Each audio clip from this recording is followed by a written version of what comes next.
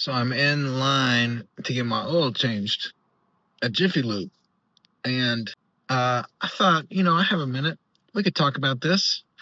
Something I've been thinking about today. You know how when you first learn how to drive, you get behind the wheel, you're so excited.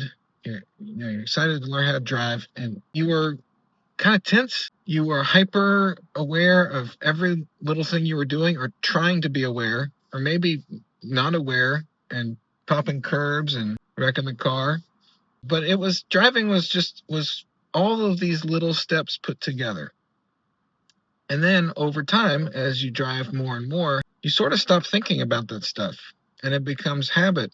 And if you're a good driver, you don't stop thinking about driving altogether, but your thinking shifts from what you're doing to where you're going. And your awareness shifts from all the little things you have to do to what's actually going on around you. So simultaneously, you are able to go somewhere, take the car somewhere, but also pay attention to your surroundings. Also think about where you're going to go, and also maybe have a conversation in the car all at once. And for many of us, it takes what feels like very little brain power, even though a lot's actually going on. That's the place that so many of us hope to get to with guitar. That's the thing that I mean when we talk about achieving a flow state. When we first start playing guitar, or for many of us, we've always played like this. We're hyper aware of every little thing we're doing. We're trying to do all this little stuff at once, push down these strings, play these notes, do it this way. And we make mistakes and it feels kind of jarring. And we're excited about it, but we're all tense.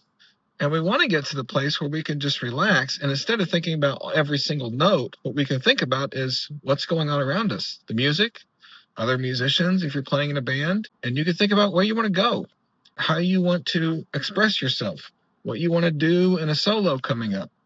You can kind of tune out and feel like you're using very little brain power, even though your brain is really active.